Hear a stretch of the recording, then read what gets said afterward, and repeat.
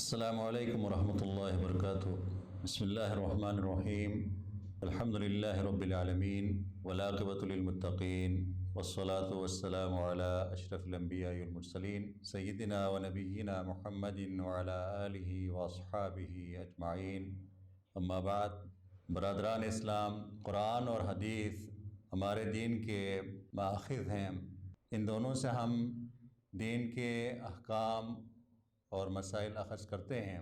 ویسے دین کے چار ادلہ ہیں، چار مآخذ ہیں: قرآن، سنت، اجماع اور قیاس۔ لیکن اجماع اور قیاس یہ کتاب و سنت کے پابند ہیں۔ کتاب و سنت سے دلیل کے بغیر نہ اجماع ممکن ہے اور نہ ہی قیاس۔ تو اصل جو مآخذ ہیں جن سے ہم رہنمائی لیتے ہیں وہ قرآن اور حدیث ہیں۔ قرآن اور حدیث دو چشمے ہیں، ایک ہی منبع سے نکلنے والے۔ قرآن و حدیث ایک ہی افق سے نکلنے والے دو نور ہیں۔ یہ دونوں رشد و ہدایت کے آفتاب اور مہتاب ہیں۔ دونوں وحی ہیں۔ قرآن وحی جلی ہیں، حدیث وحی خفی ہیں۔ یا قرآن کو وحی مطلوع کہا جاتا ہے اور حدیث کو وحی غیر مطلوع، یعنی مطلوع سے مراد جس کی نماز میں تلاوت کی جاتی ہیں۔ تو قرآن کی تلاوت نماز کے اندر ہوتی ہیں، حدیث کی نہیں۔ اس وجہ سے قرآن کو وحی مطلوع اور حدیث کو وحی غیر مطلوع کہا جاتا ہے۔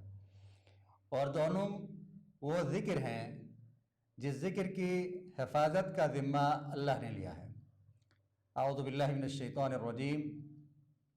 انا نحن نزلنا الذکر وانا لہ لحافظون۔ جس ذکر کی حفاظت کا ذمہ اللہ نے لیا ہے اس سے مراد شریعت ہے، اس سے مراد وحی ہے، اس سے مراد قرآن اور حدیث ہے۔ تو قرآن اور حدیث میں کوئی ٹکراؤ، کوئی تعارض نہیں، دونوں کا مجموعہ شریعت ہے۔ اور اگر حدیث کو قرآن سے الگ کیا جائے تو پھر یہ شریعت ادھوری رہ جاتی ہے۔ تو جہاں شریعت میں، دین اسلام میں قرآن کی اہمیت ہے وہاں حدیث کی بھی اہمیت ہے۔ تو کسی بھی صورت قرآن اور حدیث کو الگ نہیں کیا جا سکتا۔ یہ جو عموماً کہا جاتا ہے کہ سب سے پہلے جو احکام اور مسائل ہیں وہ قرآن سے تلاش کرنے ہیں، نہ ملنے کی صورت میں حدیث سے رہنمائی لینی ہے، یہ بات درست نہیں ہے۔ دین اسلام پر صحیح معنوں میں عمل کرنے کے لیے، دین کو صحیح انداز میں سمجھنے کے لیے قرآن اور حدیث دونوں کو سامنے رکھ کر سمجھنا ہوگا۔ تو حدیث کا قرآن کے ساتھ گہرا تعلق ہے۔ اس کی 6 قسمیں ہیں۔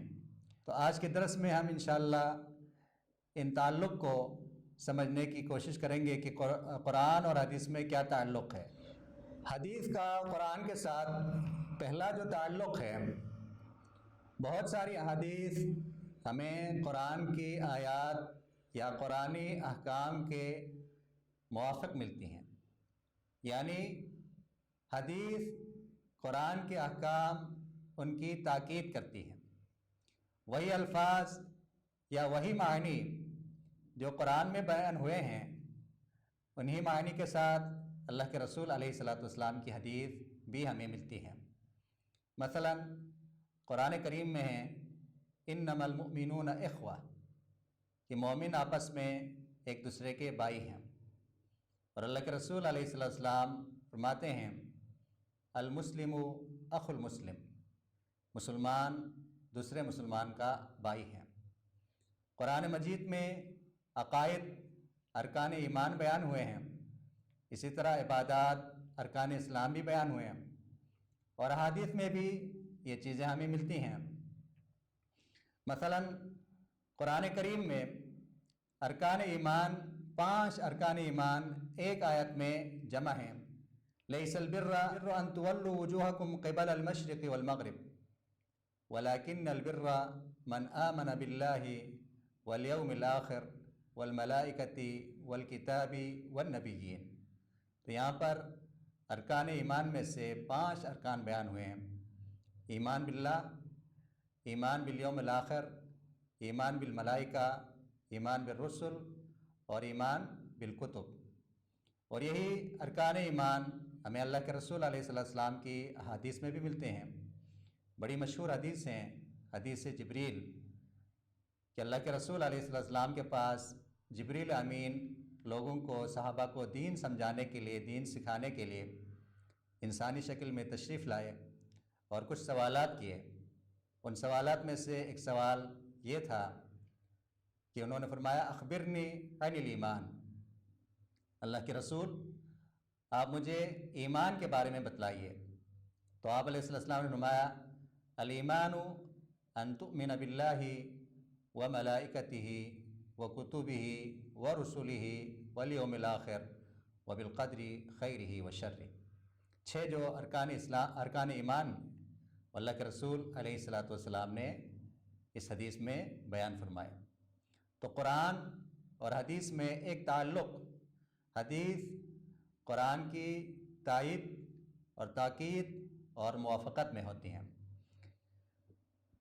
सईद बिन जुबैर रहिमहुल्लाह ताला फरमाते हैं, ताबी हैं, फरमाते हैं कि मैं जब भी किसी सही हदीस को पढ़ता हूँ तो उसकी तस्दीक मुझे कुरान करीम से मिलती है।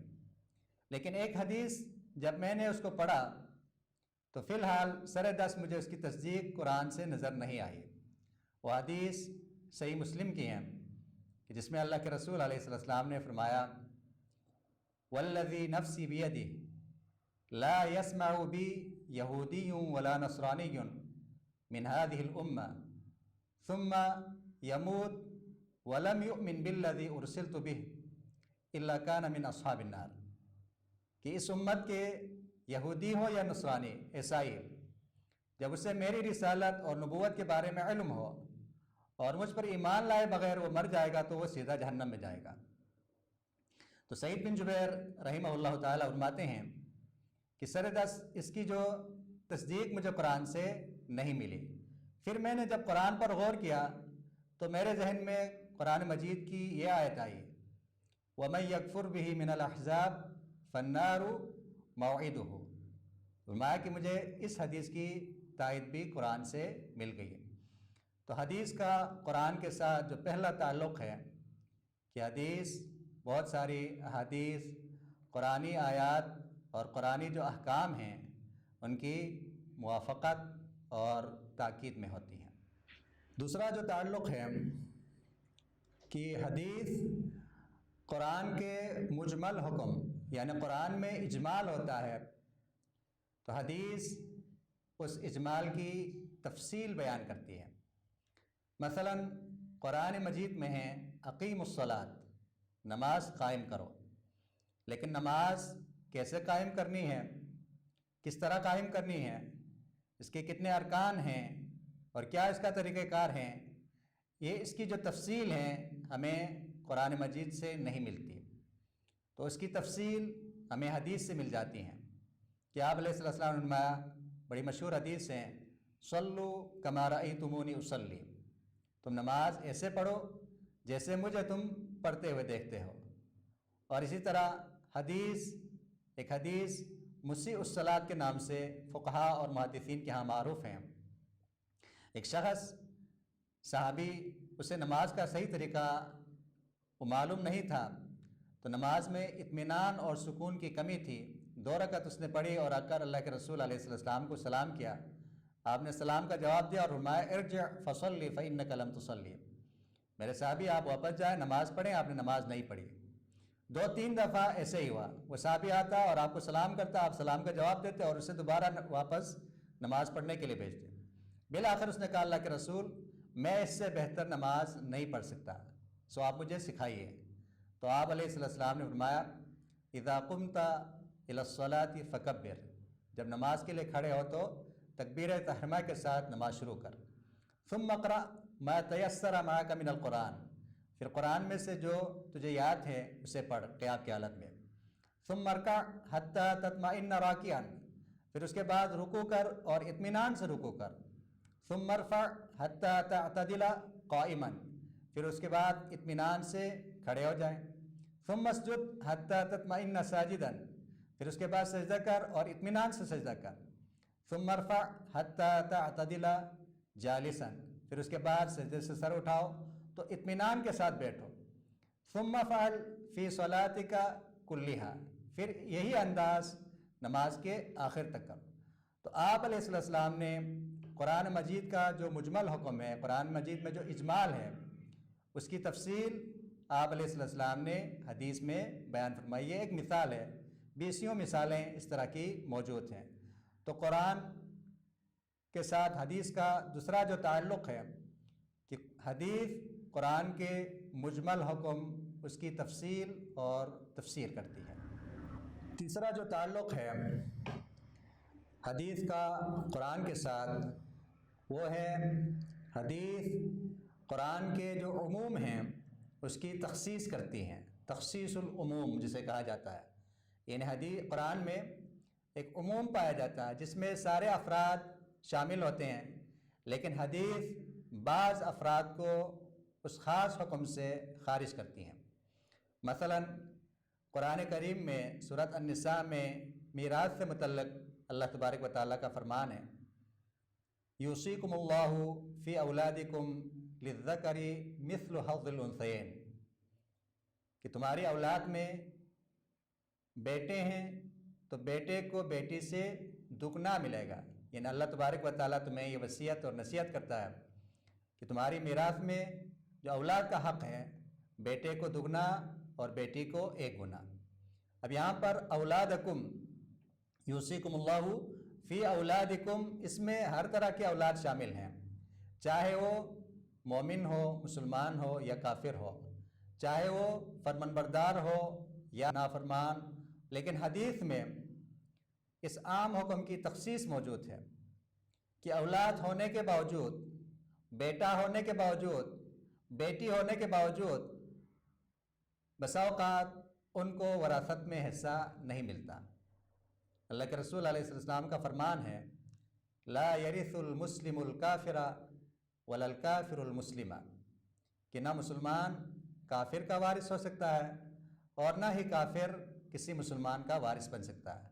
تو باپ بیٹا ہے، لیکن اس کے باوجود اگر باپ کافر ہیں تو مسلمان بیٹا اس کا وارث نہیں بن سکتا، یا باپ مسلمان ہیں لیکن بیٹا کافر ہے تو تب بھی بیٹا اس باپ کا وارث نہیں بن سکتا. نہ یہاں پر باپ بیٹے کا وارث ہوگا اور نہ ہی بیٹا باپ کا وارث ہوگا.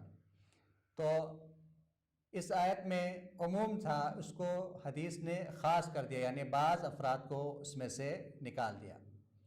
اسی طرح قرآن مجید میں سورۃ النساء میں جن عورتوں کے ساتھ نکاح جائز نہیں ہے ہمیشہ کے لیے، کسی بھی صورت کسی بھی وقت، ان کا بیان ہوا ہے. تو اس کے بعد اللہ رب العالمین نے فرمایا وَأُحِلَّ لَكُمْ مَا وَرَاءَ ذَلِكُمْ، ان کے علاوہ کسی بھی عورت کے ساتھ تم نکاح کر سکتے ہو. یعنی یہ جو آیت میں جن کا ذکر ہوا ہے، حرمت علیکم امہاتکم و بناتکم و اخواتکم، یہ جو آیت ہے، اس کے بعد آگے اللہ رب العالمین نے فرمایا وَأُحِلَّ لَكُمْ مَا وَرَاءَ ذَلِكُمْ. یہاں پر جو مذکور عورتیں ہیں ان کے علاوہ باقی عورتیں تمہارے لیے حلال ہیں. لیکن حدیث میں بعض عورتیں، ان کے ساتھ بعض حالتوں میں نکاح سے منع ہے کہ اللہ کے رسول علیہ السلام نے فرمایا لا یجمع بین المرأة وعمتها ولا خالتها، کہ عورت اور اس کی پھپھی یا عورت اور اس کی جو خالہ ہے، دونوں کو بیک وقت ایک شخص اپنے عقد میں نہیں رکھ سکتا. کہ عورت اس کے ساتھ، جس عورت کے ساتھ نکاح ہوا اس کی پھپھی کے ساتھ وہ نکاح نہیں کر سکتا جب تک وہ عورت اس کے عقد میں ہے. اسی طرح اس عورت کی خالہ کے ساتھ بھی وہ شخص نکاح نہیں کر سکتا. تو تیسرا جو تعلق ہے حدیث کا قرآن کے ساتھ، کہ حدیث قرآن کے جو عموم ہیں ان عموم کی تخصیص کرتی ہے۔ حدیث کا قرآن کے ساتھ چوتھا جو تعلق ہے وہ ہے تقیید المطلق، کہ قرآن میں ایک حکم مطلق آیا ہے، حدیث اس حکم کی تقیید کرتی ہے، اس کی تحدید کرتی ہے۔ مثلا قرآن میں ہے والسارق والسارقۃ فاقطعوا ایدیہما، کہ چور چاہے مرد ہو یا عورت اس کا ہاتھ کاٹا جائے، اس کا ہاتھ تم کاٹ لو۔ اب ید کا جو اطلاق ہے وہ انگلی سے لے کر یعنی بازو کا جو آخری سرا ہے کندھے تک، اس پر ید کا اطلاق ہوتا ہے، تو ہاتھ کہاں سے کاٹا جائے گا؟ تو اس کی جو تحدید ہے وہ حدیث میں آئی ہے کہ اللہ کے رسول علیہ السلام کا قول اور عمل، آپ کی قولی حدیث بھی ہیں اور فعلی حدیث بھی ہیں، آپ کا عمل بھی ہے، کہ آپ علیہ السلام نے فرمایا تقطع الید الیمنی بالرسغ، کہ چور جب چوری کرے تو اس کا دایاں ہاتھ کلائی اور ہاتھ کے درمیان جو جوڑ ہے وہاں سے کاٹا جائے گا۔ یہاں سے یہ جو تحدید ہے یہ حدیث کرتی ہے۔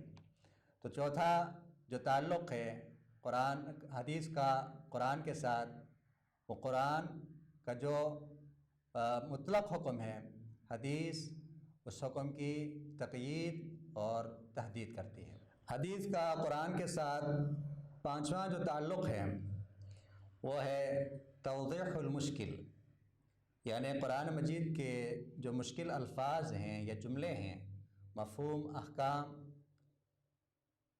ان کی وضاحت حدیث کرتی ہے۔ مثلا قرآن میں ہے وَكُلُوا وَاشْرَبُوا حَتَّى يَتَبَيَّنَ لَكُمُ الْخَيْطُ الْأَبْيَضُ مِنَ الْخَيْطِ الْأَسْوَدِ مِنَ الْفَجْرِ، کہ رمضان المبارک میں رمضان کی رات میں اس وقت تک کھاؤ پیو جب تک سفید داغا کالے داغے سے نمایاں نہ ہو۔ اب سفید داغا سے کیا مراد ہے اور کالے داغے سے کیا مراد ہیں، اس کی وضاحت حدیث کرتی ہے کہ آپ علیہ السلام نے فرمایا کہ سفید داغے سے مراد فجر کی سفیدی ہے اور کالے داغے سے مراد رات کا اندھیرا ہے، رات کی تاریکی ہے۔ تو قرآن میں جو مشکل ہیں اس مشکل کا حل، اس کی وضاحت حدیث نے کی۔ اسی طرح قرآن میں ہے کہ وَأَعِدُّوا لَهُم مَا اسْتَطَعْتُم مِّن قُوَّةٍ، کہ دشمنوں کے خلاف، کافروں کے خلاف جتنا تم سے ہو سکے ان کے خلاف اپنی تیاری رکھو۔ تو آپ علیہ السلام نے فرمایا الا ان القوة الرمی، تو یہاں پر من قوہ اس سے مراد ہے رمی، تیر اندازی، نشانہ بازی ہے۔ تو قرآن کی اس مشکل لفظ کی تفسیر اور توضیح حدیث نے کر دی کہ یہاں پر قوت سے مراد رمی ہے۔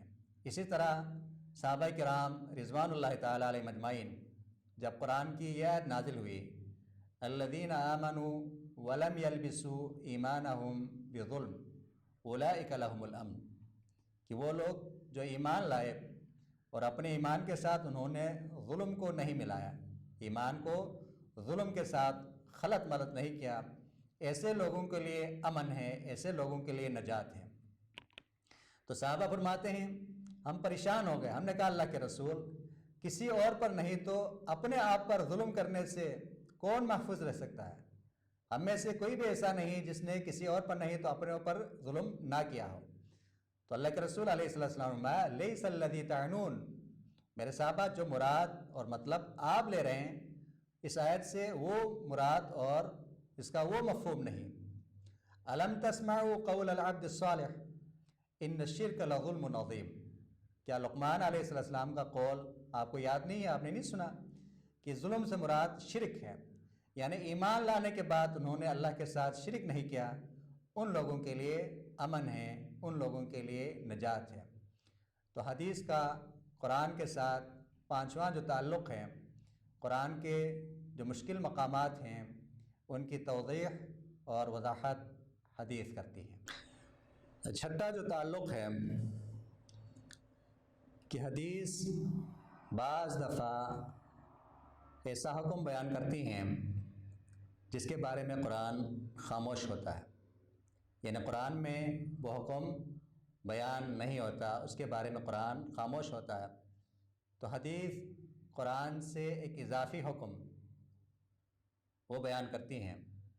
اس کی بھی بہت ساری مثالیں موجود ہیں۔ ایک دفعہ اللہ کے رسول علیہ السلام نے اپنے دائیں ہاتھ میں سونے کو پکڑا اور بائیں ہاتھ میں ریشم، اور فرمایا ان ھذین حرام علی ذکور امتی حل لاناثہم۔ فرمایا یہ دونوں چیزیں یعنی سونا اور ریشم میرے امت کے مردوں پر حرام ہیں، عورتوں کے لیے جائز ہیں، عورتوں کے لیے حلال ہیں۔ اب ان دونوں چیزوں کے بارے میں قرآن خاموش ہے، تو یہاں پر حدیث نے ایک اضافی حکم بیان کیا۔ اسی طرح خیبر والے دن آپ علیہ السلام نے گھریلو گدھے کے گوشت سے منع فرمایا، اس کا حکم بھی حدیث میں نہیں ہے۔ اسی طرح آپ علیہ السلام نے حلال اور حرام جانوروں میں اور پرندوں میں فرق کے لیے ایک اصول بیان فرمایا، کل ذی ناب من السباع فاکلہ حرام وکل ذی مخلب من الطیر۔ ہر کچلی والا، داڑھ والا، چیڑ پھاڑ کرنے والا درندہ اس کا کھانا جائز نہیں، اس کا گوشت حلال نہیں۔